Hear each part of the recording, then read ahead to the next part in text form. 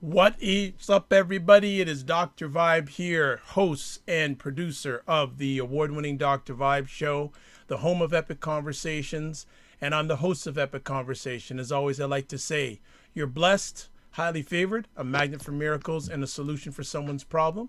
Also know I'm a certified empowerment coach and president and CEO of Express Your Vibe Coaching and Communications.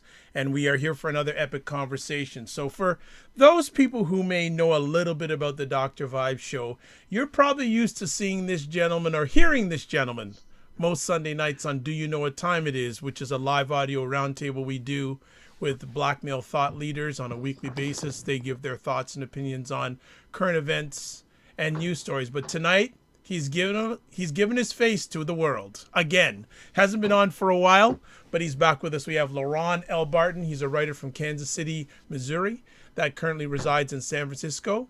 He has been writing poetry, screenplays, and short stories since he says, way young, which I don't know how old that is, but I'm going to let that go. His essays have appeared in Salon, the Good Men Project, where we both contribute on a regular basis, and he's been putting some serious content on the Good Men Project. You need to check it out. Also, platforms like Those People, Alternet, SF Bayview, BuzzFeed, Gorilla, Convict, and Elephant Journal. His first book, Straight Dope, a 360-degree look into American drug culture, was released in 2013, and his latest book, All We Really Need Is Love, Stories on Dating, Relationships, Heartbreak, and Marriage, is available at Amazon. But tonight, LeRon is going to be chatting about one of his favorite subjects. If anyone's listened to LeRon, he is going to chat about an article he wrote for the Good Men Project called Stop Blaming Trump for Racism. It was already here. So welcome visually to the Dr. Vibe Epic Conversation. LeRon Barton, how are you, LeRon? I'm good, man. That was a hell of an introduction, man. Well, you're a hell of a guy. Let me just take some water. I need to get some water after that.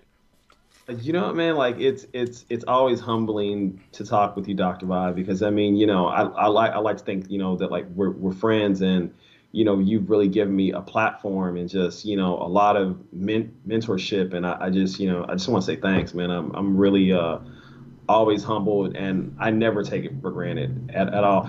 And I always love the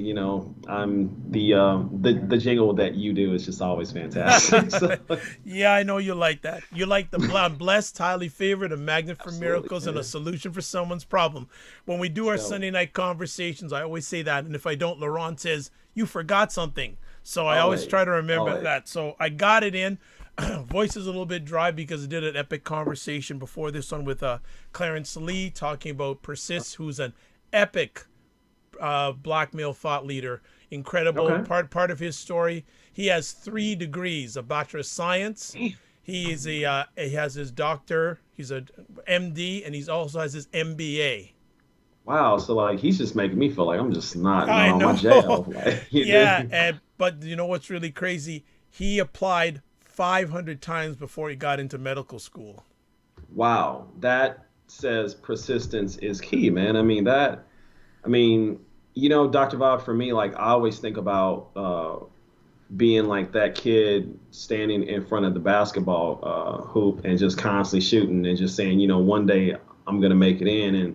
And so, hearing stories like that, you never want to give up. I mean, I know that everyone has times like when they're working on a goal and things may seem like it's fruitless or that it's just I'm sorry, not fruitless, but futile, and it's just why am I doing this? But then you get like a little breakthrough, and that kind of takes you through a couple more months. So just never give up. I mean, if this brother wanted to apply for medical, he wanted to go to medical school that bad, and he did 500 times. I mean, that's that dude's like my hero. So I Well, mean, you for know what? real. He does not live that. He's also lives in California. So maybe I may want to have you Nice. two meet each other up. I may do that I after would love to. this. So it's another epic conversation. But you're in the hot seat. You got the spotlight now. Yeah. For people who are just seeing you for the first time, can you give a little bit of background about yourself, and then we'll get right into Yes. it. Not too much because LeBron has been on visually before, so you can check out some of Right. the replays. But short little background. Yeah, my name is LeRon Barton. I'm from Kansas City, Missouri, South Side. I'm the son of just Giselle and Leandrew, brother of Brent. You know, friend of Minnie, partner of Michelle, and I'm a writer. I mean, before my job, before love music, before anything, like I'm a son, and I'm a son. I'm a brother. Obviously, I'm a child of God, and I'm also a writer. I write about race a lot. I write about mass incarceration. I write about politics. I write about gender, and on occasion, if I want to keep things light, I write about dating. Oh, Just the reason. dating is light. I've seen some of the Yeah, stuff. I've seen some of the stuff you've written about dating. I don't know if it's light, but that's a whole other topic. it's a whole other topic, B. It's a Yeah. whole other topic. So But where no, I just love to give a voice to black men because I feel like that we're so marginalized, and that whenever we want to talk about us or the issues that we face, it's always. I mean, there's always obstructions being placed in our way. excellent. Where did the passion for writing come from? Well, I mean, I think that I mean, believe that it's God given. I mean, I think God blesses us with one talent. I mean, when I grew up, like I wanted to be three things. Like I wanted to be a stunt man, I wanted to be a race car driver, and I wanted to be a writer. And I'm not a good driver. That's why that's one of the reasons why that I live in San Francisco. And I just, stuntmen kind of break bones, and I've never had a bone broken, knock on wood. And so, I say, I always tell people, I'm like, I I I wasn't able to be Lewis Hamilton, but I can try to be as close to James Joyce as I can. So my mother, she was a writer. I come from a family of artists, illustrators, painters, and the friends that I hung around in high school, they were also artists. So that just really just encouraged me to really just kind of push that, and it's the easiest thing that I can do. It's like it just comes to me. Excellent. Good to know. When did you get the passion to start writing about race issues? It's funny. I think that my awakening, as far as that goes, happened like right after the Trayvon Martin verdict. Like as a black man, like I mean, I've always been very conscious about race, but I would like to say very confused. And I read the autobiography of Malcolm X, which kind of changed my life, which is the most important book that I've ever read. And then I read uh, Studs Terkel's Race, which is, in my opinion, the greatest book that you can read on race. I Race mean, it's Matters. it's just yeah, That's a yeah. great I mean, book. yeah, man. I mean, race definitely matters, and I just listening to people such as Cornel West, again Malcolm X, you know, reading Franz Fanon. And also like present day people such as the great Dr. Tommy Curry. I mean, like that brother, he's just he's definitely special. Listening to podcasts such as the context of white supremacy, reading Frederick Douglass. Langston Hughes has always been like my favorite poet, and just getting the courage to talk about that. And again, like I always felt that black men are somehow we're we're kind of denied a platform, because of the way that society kind of views us as these brutes, as these savages, and many people are afraid of black masculinity, and so I just wanted to just give voice to the black men that may not have the courage to write, or may not be in the position to write. Well, let's get right into the article because I know you have a lot you Absolutely. want to share. Why did you write this article at this time? It's funny because I felt that well, I think that America will never be 100% honest about racism, white supremacy. because it's a system that encompasses everything. And so when we talk about racism, we're always trying to spare white people's feelings, and we're always trying to paint it as one thing. And it's not until recently that we've been looking at racism, white supremacy as a system that controls everything that you and I come in contact with.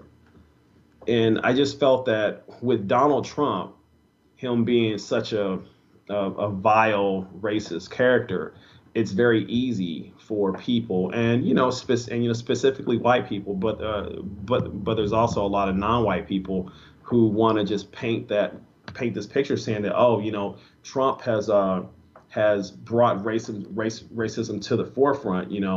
Trump has just totally emboldened people to just go crazy, and and oh my God, the U.S. has gotten so terrible. And I'm just sitting back and I'm like, you guys are not being honest here. The fact of the matter is that America's been really, really racist for a long time. I mean, like, America's never been great. And I think that people thought that, after the election of Barack Obama, that will be a turning point for race relations. But, and I know that that for every little bit of, and I hate to use this term, progress that black people make, there's going to be this severe white backlash. And so, you know, a lot of people bought into this post-racial America, and then now that Trump is back, I mean, sorry, not back, but now that we have a white man back into the White House speaking clearly to what many whites want, it's really troubling a lot of white liberals and a lot of confused non-white people. Want to start breaking down this article. One of the things that Yes, I sir. found interesting was that you make a comment here saying that ever since Donald Trump began running, pardon me, for president of the United States, there has been a focus to blame him for any and all racism that exists today. Why do you feel some people think that? Well, because I think Donald Trump, he's an easy scapegoat, right? So I mean, you you have this person who is so upfront and just very very overt about his views. I mean, Donald Trump wants to ban Muslims. He wants to build walls that separate the United States from Mexico. He thinks Black Lives Matter. They are troublemakers. So you have a guy who's just so unrefined with his racism. Versus someone like a Bill Maher, or the quote unquote limousine liberal, or even perfect example would be a Hillary Clinton. We don't look at those people as being racist, but we're quick to point out a skinhead being racist, or a Klan member being racist, or just some crazy silly white woman in a Walmart, yelling, nigger, and and like racial slurs against Latinos. But we're not looking at the fact that where I live in, around Silicon Valley, many of the tech companies have less than 3% of black people. That's just as racist.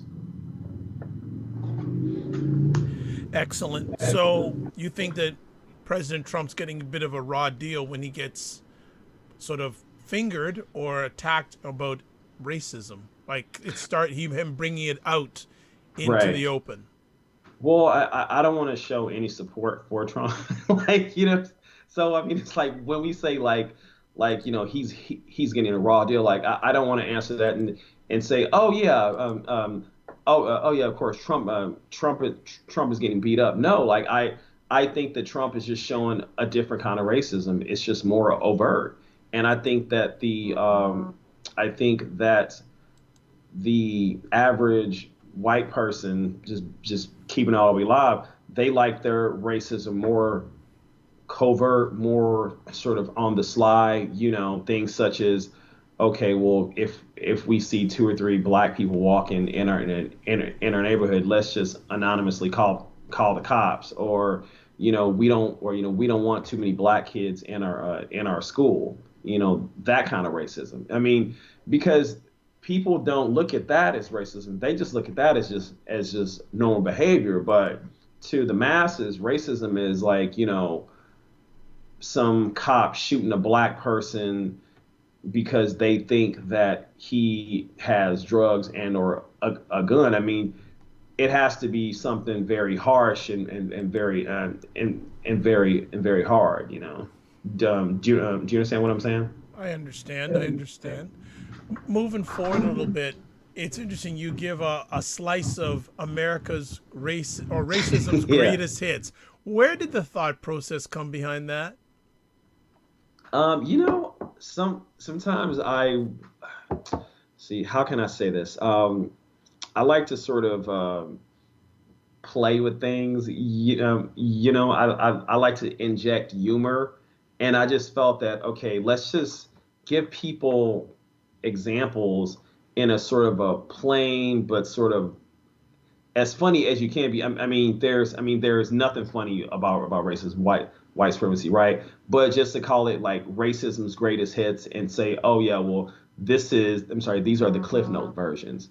So, so I mean, I just wanted to just sort of put that in people's faces and say, look, before Trump was elected, this is what we've been going through. And if you notice, I started with the Native Americans because I mean it's really important for us to, you know, put that into context that this country was just it was erected in fire. I mean, and the streets are paved with blood. I mean it's through the genocide of the Native American and the enslavement of the Africans. So I mean we can never forget that. So if we have a country that has a rocky foundation, it's never going to erect a stable house. And I'll just run through some of LeBron's racism greatest hits that he puts down: Native American genocide, slavery, Reconstruction, black codes, Jim Crow, civil rights movement, 1963 bombing of the Birmingham church that killed 4 black girls, the assassination of Dr. Martin Luther King, Japanese internment camps, Mexican women being sterilized in Los Angeles, the need for affirmative action, which ended up benefiting white women, Yep. CIA placing drugs in inner cities to fund Nicaragua soldiers, the creation of mass incarceration and imprisoning black and brown men and women by incredible numbers, and police terroristic murder of unarmed black men that are not prosecuted. I Is there any one of those that you want to speak to power to? I think one of the ones I'd like you to speak to power to is the whole black codes. Yeah, so for people that don't know, the Black Codes was just this. So in the hood growing up, right? They have, there's a slang, we call catch me's, right? And what it is like, let's say you or I were on parole, right? And we do something like something that's unavoidable that we can't help but to violate parole or I'm sorry, or to have a probation infraction such as maybe going to see our mother in a neighborhood that we're not allowed to go to, or having a gun because even though felons can't have guns, some people live a dangerous lifestyle that you have to have a gun. So I equate that with the black codes as being like a lot of it was just sort of vagrancy. It's like if a black person doesn't have a job, they're they're cited. If a black person is out at a certain night, I'm sorry, at a certain time of night, they're cited. I mean, it's a lot of these sort of catch me's, and it's just stuff that black folks we just were not able to avoid sort of violating. And so what's interesting about the black codes, Dr. Vibe, is that that had a lot to do with the what I like to call the fine economy. You know, if you rack up, say, like X amount of fines on on your car, or if you're constantly ticketed, either jaywalking, fare avoidance, then you have all these fines and you get imprisoned, and the only way to get out would be to pay these fines. So do you see what I'm saying? Like, it's just it a, a lot of these things that were used to persecute black people are commonplace today.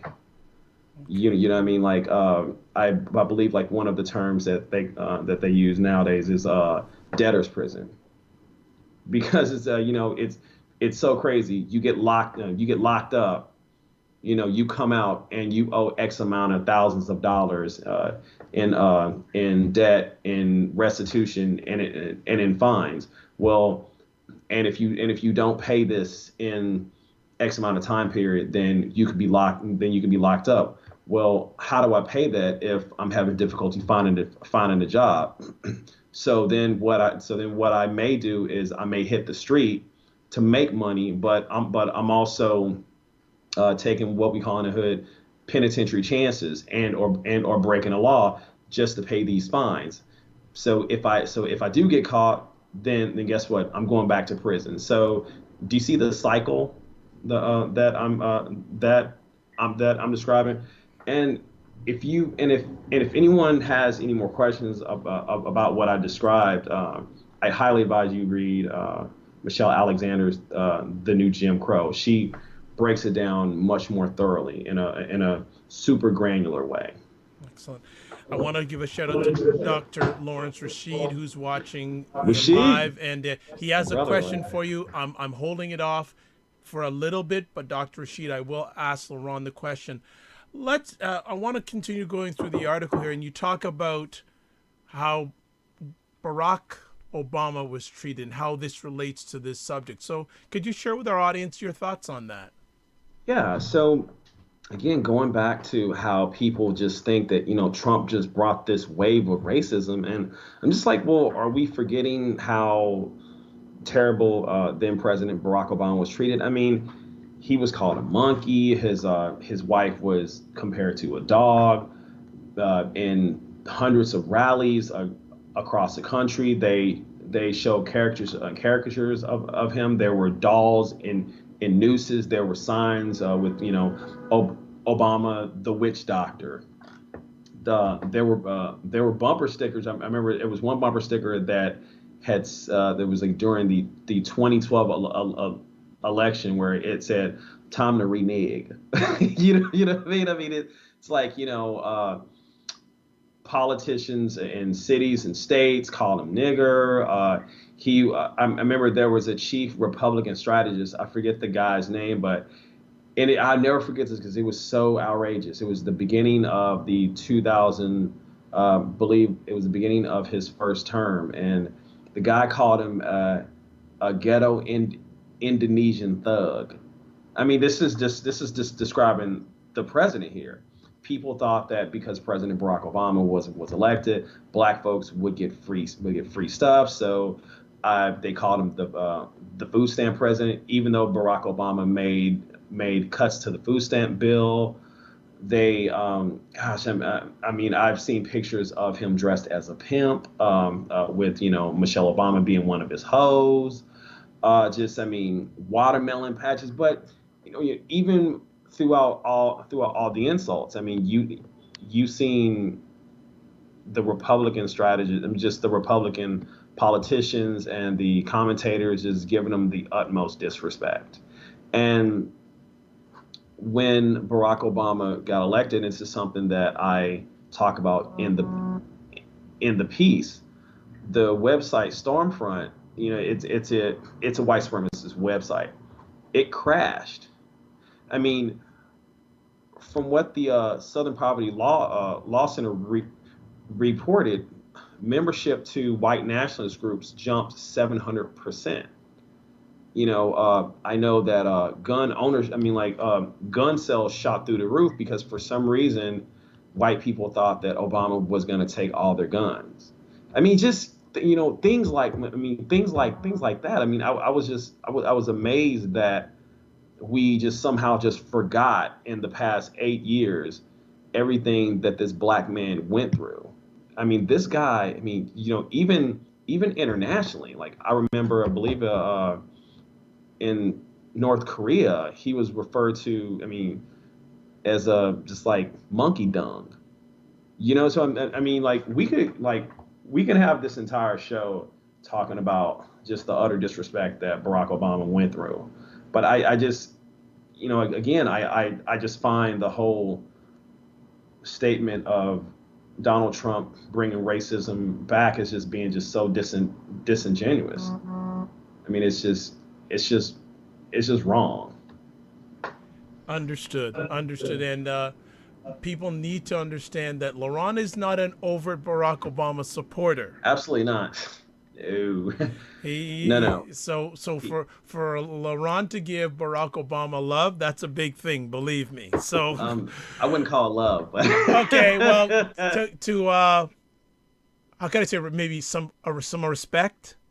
absolutely. Okay, Look, Barack Obama at the end of the day, he's a victim of racism. I understand it. I mean, I'm not a fan. I mean, if anyone's ever listened to your show, they know how I feel about him. So, understood. And if you don't know, you're not gonna find out. Go listen to some of the other shows. Listen to well, some of the Sunday night replays. Now I will slide in the conversation piece that Dr. Rashid has asked. He has a question. How, has mental health status for black males changed under the current administration, in your opinion? that's interesting because, well, I mean, well, first off, again, shout out to Dr. Rashid. Huge fan. It's a shame that we have not gotten a chance to get together because we both live in the Bay Area, but I'm not going to go there. And Um, neither am I, because I'm in Toronto. So I'll let you two handle that. Go on. I to quote Neely Fuller, black people don't qualify for mental health, issues. And I believe what Mr. Fuller meant by that is that under the system of racism, white supremacy, we're not going to get those. Uh, we're not going to get that sort of status. We're not going to get that sort of handicap. I don't think that our status has changed. I mean, I don't. I mean, mental health has always been the sort of this taboo subject within our community anyway. So I recommend everyone to go see a shrink. I mean, sorry, not a shrink, but to go see a therapist, to go see a doctor. But yeah, no, I mean, it's just another day on the plantation. So. All right, got your stuff there. So you make a statement here also in the article that the reason why you think many think the Trump administration has brought racism to the forefront is that so much of the publicized acts are overt. So can you get into that for us? Yeah. So as I say in the article, within 10 days of his election, I believe was almost 800 hate crime incidents. Right. So I mean, you had people spray painting swastikas. I know in the Bay Area, a young Latina, she was attacked. A white man yanked her hair.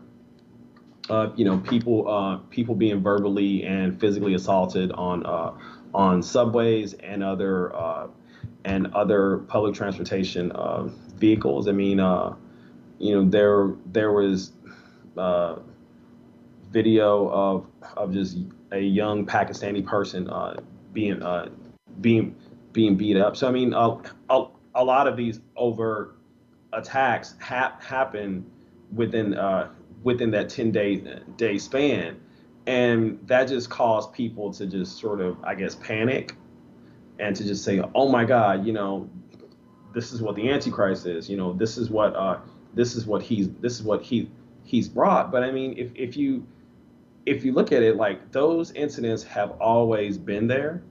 it's just that I think that today, with the advent of camera phones and Facebook Live and just photos, a lot of that stuff is being more present, and maybe with video, people are actually starting to believe non-white people when we say that we are under attack. But I mean, I discussed, I've discussed this with with my girlfriend Michelle, and I asked her, I was like, "Do you think things are worse or are the same with Donald Trump being in office?" And she said, "Oh well, I I think things are worse." And I said, "Well, I maybe it's just because I'm a young black man and I've always been under attack and I've always been looked at as the enemy. I don't think things have changed all that much. I mean, when I say just another day on the plantation, I don't mean to be flippant. I just say, well, this is what we've always been conditioned to go through. But I Dr. Bob, I could be wrong, but that's the reason why people think that that Donald Trump has brought this super wave of racists because it's just been more overt actions. What are your comments? And you mentioned at the beginning of the article about the incident that happened in Portland, Oregon. I think that historically Portland has been an extremely racist city, but I mean, then again, I mean, man, like where else? I mean, like, what city in the United States hasn't been racist? I mean, people forget that about, gosh, in the 90s there was a hate crime incident. A young African immigrant, he was going to school, and he had been attacked by a hate group. So I mean, Portland has always had these type of attacks. I mean, I believe in its inception, Portland was created to be a whites only city.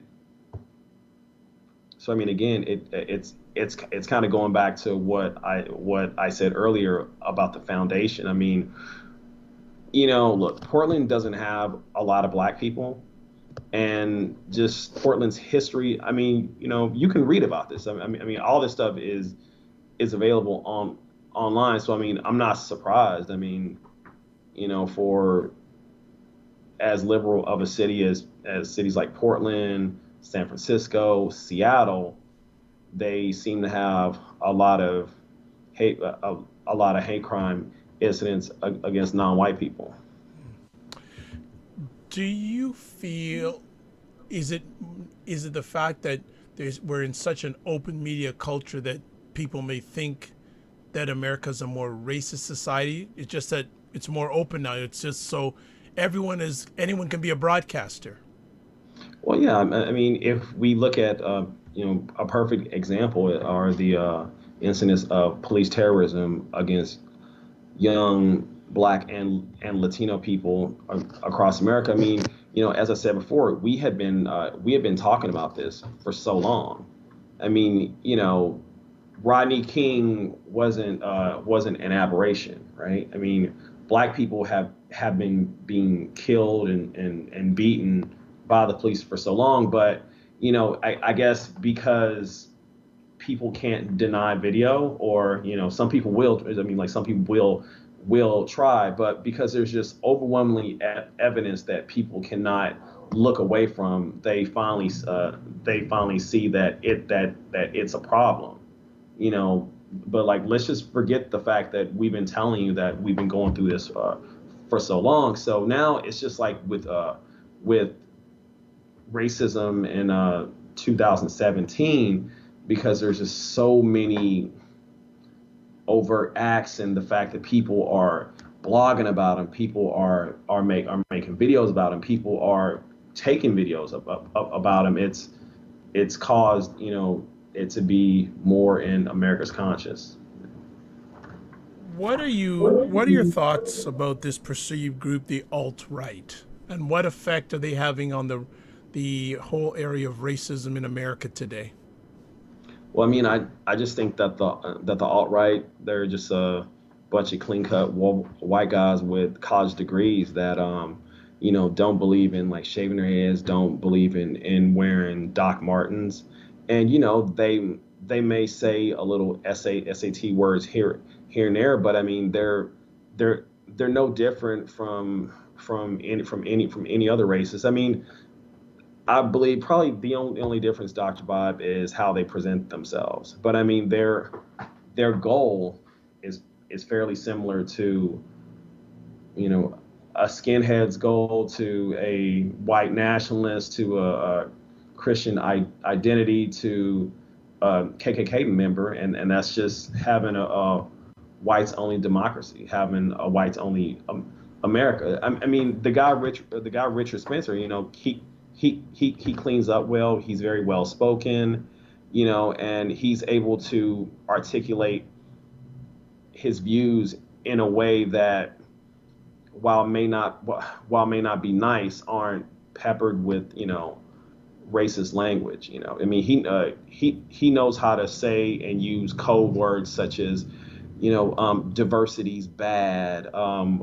We need to take this country back to how it's been founded. I mean, it's just more slick talk.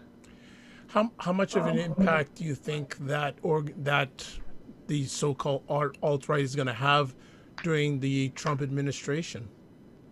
Oh, I mean, Steve Bannon is an alt right guy. I mean, like, I think that to use a friend's train of thought, I think that Trump is so ignorant and just not knowledgeable about politics that he's going to be exploited by people who have much more experience and who have a much deeper knowledge base, and a lot of those people will be alt right people. I mean, people like Richard Spencer. I mean, and he's going to be a big influence. I mean, I think that people such as himself, people such as Steve Bannon, the guy Milo, I forgot his last name, but people like that, they know how to sell racism in 2017 without making it seem as savage or as brutal as say someone like a Richard Butler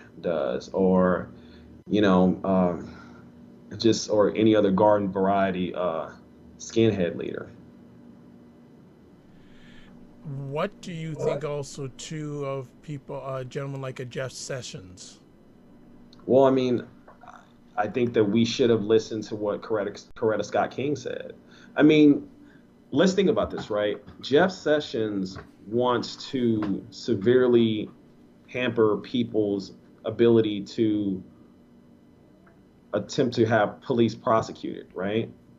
So he's a law and order guy, which is just code for let's allow the police to do whatever they want to black and other non-white people, right? So Jeff Sessions, he doesn't believe that the police can do no wrong, and when you are not the subject of abuse, when you are not the target of terrorism, then how can you sit up here and say that, well, there's really no racism, right? Like a person like Jeff Sessions believes that a Mario Woods, that a Alex Nieto, that a Eric Garner, that a Tamir Rice, those are aberrations, that those aren't endemic. I'm sorry, those don't represent an entire culture. That those things are not systemic, even though we have countless data that show shows that. There's no surprise that police unions and many law enforcement organizations such as uh, correction facility unions were pro Trump, and they were very they endorsed the idea of a Jeff Sessions becoming Attorney General because he's going to have their back. And so with Jeff Sessions being in there, that's really going to embolden police and sheriffs and other law enforcement officials to just do what they want to do. In regards to racism in the United States, and I guess we'll keep it from a black perspective because you are Yes, black, sir. do you feel that African Americans will be able to overcome it on their own, or will they need help from non African American communities to squash this Hmm. challenge? It's a very good question. So I think that black people, well, for starters, Dr. Vibe, like that's that's such a complex question. So I'm gonna have to answer it in steps. Sure, no, because one of the reasons why I'm asking that, because I know that you believe that white supremacy exists, Absolutely. and if you go back to the days of civil rights, there was help from non African American communities Right. to get. So, do you see that that would have to be repeated? Will it have to be repeated for African Americans to move forward in the area of racism in America? Well, so first off, we need to have a healthy understanding of what racism is. Prior to 2013, I thought racism was, just cops beating Rodney King, the KKK with their cross burnings, or, you know, bombing the Montgomery church, very, very overt actions. I didn't understand that racism was a system. So we have to understand that not only is racism a system, but it's a worldwide system, and that every white person is complicit, right? I mean, there's no way that you can be white and grow up in the system and not be racist or harbor racist views. It's impossible. So the second part of the question is, do I think that black people can overcome it by ourselves? Well, I'm gonna go with something that I always agree with Dr. Rashid on. I believe that racism is permanent. I think that there's always going to be a form of racism that exists, because I mean, it's in order for racism to be annihilated, the world has to be annihilated. I mean, it's too entrenched in our society to to to just to just have it go away, man. I mean, like, we would have to completely start over, and racism taints every inch of our society. Do I think that other groups can assist us in the fight? I think that other non-white groups absolutely, and I'm kind of seeing that more and more. I think that there hopefully will be more coalitions built. Do I think that white people will be a part of that? Well, let's just look at. So I believe that history is our best teacher, right? And if you've looked at throughout history, there hasn't been a sizable amount of white people to help us out. Let's just look at it this way, right? Whenever people talk about, great white people helping out black people to fight racism, white supremacy, what's the one person that they name? John Brown. For those that don't know, John Brown was a famous abolitionist, right? So throughout history, from then to now, the only white guy that we can name is John Brown. That's pretty sad, right? Now, however, I do see that there are more young whites that are really interested, and that are seeing the total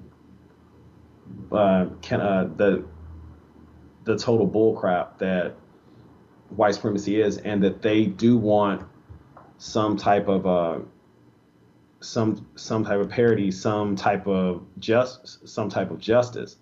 I welcome allies in this fight because I mean, racism affects us all, right? I was having a discussion with one of my really good friends, Ellen, and she said, racism stunts white people too, and I was like, how? And she said, well, it stunts their growth. It doesn't allow them um, to sort of grow into what they can be. And I didn't understand that until now. And I was like, well, you know what? You could be right. So I I hope so, man. I mean, but at the end of the day, I don't think that non-white people should really count on it, though. You know, what I mean, I'm cautiously optimistic, but at the end of the day, if black people want liberation, then we're gonna have to do then we're gonna have to do it on our own. So I know that answer kind of went everywhere because I mean I have conflicting views on it. I don't want to I don't want to alienate. I don't want to cast anyone out. But we're talking about my life. We're talking about lives of other black people in this world, and I just want to be as realistic as possible. So they're welcome, but we don't. But like we're not going to count on them though. Okay. Then what do you feel the role of economics will play in the future of overcoming racism in America? It's funny. Like that's a interesting argument that I've been reading about. People like Dr. Boyce Watkins, people like the author of the book Powernomics. They believe that economics is the key to racism. I'm sorry, is the key to ending racism. They believe that the lack of economics is racism. And I can see that point. If you look at a place like Chicago, Chicago could be remedied if people had economic opportunities, if there were more upwardly mobile options. But I mean, at the end of the day, though, we had our own economies like Rosewood. We had a Black Wall Street, and those were eradicated by by racists. So I mean, I don't think that economics is the end all be all, but I do think that it's a big part though. But I mean, it's something that we cannot ignore though. So if it isn't just totally economics, what other factors do you feel would need to be involved in order to overcome the racism? I think that again, understanding what racism is. I think black people. I love this term, practicing black self-respect, and just not forgiving, not giving any excuses towards racist white people, not being surprised when racism happens. I mean, that's it's interesting. Like we've been in America for hundreds and hundreds of years, and you have black folks that are still surprised that white people do racist things, and I'm like, well, they've been doing this, so so I'm just like, yeah, like why are you surprised? Like I mean, we have to, and I hate to say like that we have to like prejudge, but I mean, I'll just say just don't be surprised when something like that happens. So just sort of just getting our mind in a mode of just like thinking about racism logically, taking out the emotions about it. That's good points. That's good points. Why do you what do you feel or what do you see in your crystal ball over the next few years when it comes to racism in your country? I think there's going to be a lot more young non-white people speaking up. I'm hoping that there will be whites that will continue to call out other whites when practicing racism. I think that racism, as Derek Bell said, I mean, it's always gonna take different shapes. It's always gonna change. When you read off those examples, right? When we talked about the black codes and the civil rights and mass incarceration. I mean, so racism, it may not look the way that it looked back in the 80s as it does now, but to quote Tommy Curry, I'm sorry, Dr. Tommy Curry, it burst and it's a living organism. So I just hope that we understand that, and that just that we're not caught off guard. Because I mean, there's a saying where I come from, stay ready, don't get ready. So yeah, so I mean, just I'm just hoping that we are thinking up a couple steps ahead on it. Interesting. Over the last number of years, there have been significant events when it comes to African Americans and racism. One of them being the Rodney King beating. Sure. What do you feel, if you look 10, 15, 20, 30 years down the line, what significance will be put on the Trayvon Martin incident, in your opinion? I think the Trayvon Martin was such a, I mean, I hate to call it like landmark, but it's one of those incidents that you will never forget where you were and how you felt about it, and it really revealed what a lot of people thought about race. To me, Trayvon Martin is the ultimate litmus test. And it's one of those things, man, where like you can't be lukewarm about it. You're either or. And I think a lot of young black people really got woken up when it came to Trayvon Martin. I know that it did it for me. When I talk to fellow activists, they tell me all the time, man. It was Trayvon Martin. I mean, and I never forget this because the verdict had just came out, right? And so I went to go see Fruitvale Station, about the Oscar Grant killing. I'm sorry, lynching. And so I didn't want to finish watching the entire film because I just was like, I just didn't need to see it. And I walked out of the theater and I just broke down and cried because I said, wow, like, they can just kill us. And so with the Trayvon Martin, I mean, you, Trayvon Martin was just a young man, and he was profiled and he was killed because a white man feared him. And there's a classic, I guess, cartoon drawing that I guess like back in like the 1900s, where this white man is standing over this this black man with the gun smoking, and he says something to the effect of, I had to kill you because if I didn't, you were going to rise up and kill me. And so I think about that when I think about Trayvon Martin, because just this fear. And so for me, that's when I realized that, black men are just inherently feared. I mean, it's a completely irrational, illogical fear, because if anything, we should fear white people tenfold, right?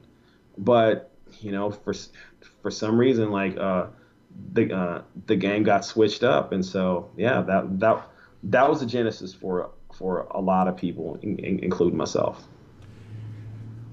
As we start winding down the conversation, your last paragraph says, by blaming President Trump for such racist acts such as the attack in Portland and any other racial aggressions is obfuscation, obfuscating the real problem that we have. We will never get to the real solution until we're real with ourselves. Racism was here before Trump and will be here after, and we need to admit that. Is America ready, in your opinion, at this time to have that, get real with themselves, with itself? No, no. So if you are a black non-white person and you're asking for a conversation about race, you lost already. I mean, there's really nothing to talk about because I mean, like the data's there. Like, I mean, there's been countless writers, countless movies, countless artists that have told, you know, America, this is how we've been treated. This is how America treats us. So, I mean, America and white people in general will never be able to have a conversation on race because, and I've said this before, Dr. Vibe, I don't think that they can be 100% honest about race because, and this is the real reason why that I wrote the piece, because when we talk about racism, white supremacy, we're indicting everybody, right?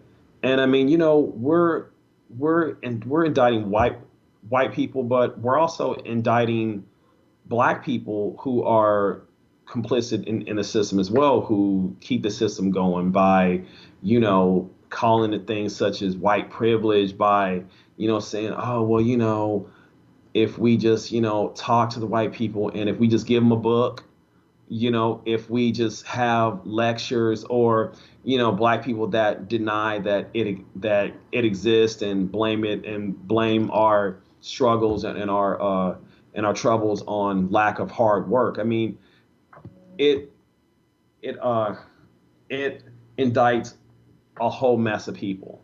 So when we talk about it, that means that so many people are going to have blood on their hands, and no one wants to be left holding the bag, and no one wants to be found guilty on it. So What is it going to take for that to turn? I have no idea. Okay. Honestly, man, listen, like, I'm just a young guy trying to survive, trying to give voice to black folks. Maybe someone reads what I'm writing and says, okay, well, I'm gonna move a little differently. You know what I mean? But I don't know, man. I mean, I would really be curious to hear people's thoughts on that, because I mean, look, if four black girls that were bombed in a church, if that hasn't changed people, if showing black men just lynched on camera, I mean, if that hasn't changed people, I mean, I don't know what can, man. I mean, and you have just so many black folks trying to just appeal to the morality. I'm like, man, look, give it up. I mean, it's time to try something else. I mean, I don't believe in trying to do the same thing over and over again, because I mean, I believe with what Einstein said. That's just insanity. So Do you, people who listen to you, some people who listen to you may think that you don't like white people. Is that the case? that wrong. Listen, so all right, and this is another thing, right? So I have white friends. There's some white people that I truly love.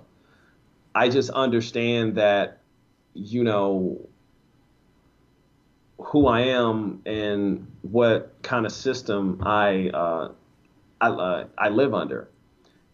Just look, it's just like, all right. So I have a couple of friends, right, who are, I have a couple women friends who are just crazy hard in the yard on feminism and calling men out. And I don't take offense to that because I know what they're saying is true.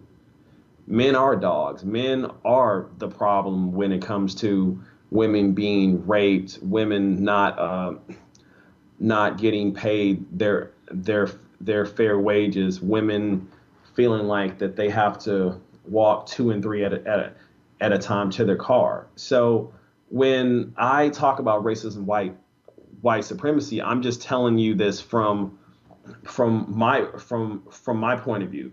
I think the problem is that many whites they will personalize what I'm saying as if I'm attacking them directly, and I'm not. I'm just telling you that under a system of racism, white supremacy, white people have this innate credibility that you or I will never be able to obtain. The fact is that they will never experience an iota of what you or I go through. But I mean, like hate, like look, hate's illogical. You like me hating white people. How does that help us beat the system? Like that's just stupid. Well, let's wrap it up here. Do you have any final comments in regards to this subject about Donald Trump, racism, etc.? How'd you like to wrap it up? I would just well, first off, thank you for having me on the show, Dr. Vibe. Thank you for everyone that's read the piece, and I've got some really good feedback on it.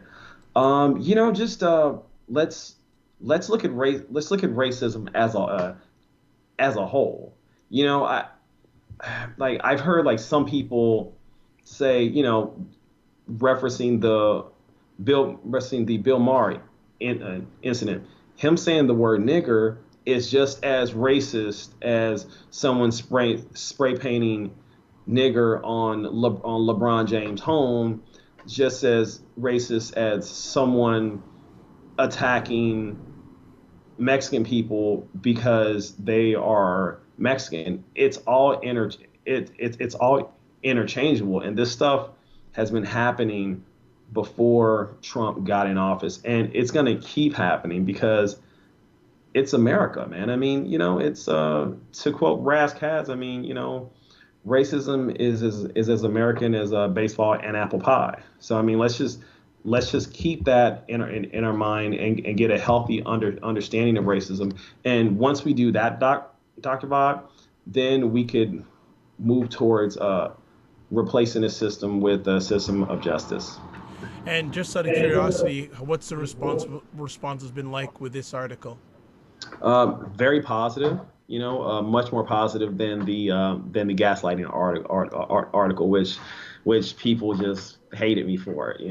Got called nigger a couple times, but when you practice black self-respect and when you talk about racism in a very real way, you have to expect things like that to happen. So thank you for everybody for reading it. All right. Well, if people want to get in touch with you, how can they do that? Yes, sir. You can go to www.leronbarton.com. That's LeronBarton. You can also find me. I have a professional writing page. It's LeRon L. Barton on Facebook, and you can also find me on Twitter at Mainline LeRon, as well as on Instagram under at LeRon L. Barton. So I'm always looking for a good conversation. If you agreed, if you didn't agree, please let me know, and we can definitely talk as long as there is no nasty words. Absolutely, and definitely we'll put all that contact information with the post for the replay of this epic conversation. And hey, you can go check out the article, Stop Blaming Trump for Racism. In brackets, it was already here. It's one of the trending posts right now at thegoodmenproject.com. So obviously there's been a lot of response to it, and certainly check it out. And well, you also can hear LeRon most Sunday nights, 9 p.m. Yep. Eastern time. Do you know what time it is? Live audio roundtable with black male thought leaders. LeRon, thanks again as always.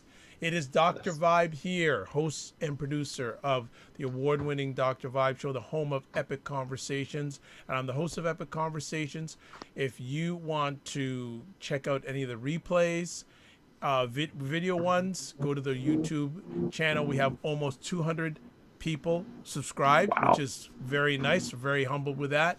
So you can do that. Audio replays are different platforms. I already mentioned the website. You can also check them out at the Good Men Project, uh, WJMS Radio, iHeartRadio, Tuned In Radio, Stitcher Radio, Google Play Music Store. Also, do know I'm a certified empowerment coach, and if you would like to get a complimentary 30-minute session, I would love to do that for you, because I believe the more empowerment you have in your own life, the more you can help other people with their lives. So that offer is always out there. Also want to include this, that the views and opinions expressed on the Dr. Vibe show are those of the guests and do not necessarily reflect the official policy or position of the Dr. Vibe show. Any content provided by our guests are of their own opinion and are not intended to malign any religion, ethnic group, club, organization, company, or individual, anyone, or anything. So, as always, I'd like to say, you're blessed and highly favored. You're a magnet for miracles, and you're a solution for someone's problem. God bless, peace you well, keep the faith. Thank you so much for enjoying the epic conversation, and do reach out and do really read this article. It'll give you one of those things like Arsenio Hall back in the day would go, I there know. you go. So make Things you that make go you go, home. hmm, Things that make right? you go home. So God bless, peace be well, keep the faith, and thanks to Lawrence Rashid for Listen. jumping on and helping making this an epic conversation. God bless. See you soon.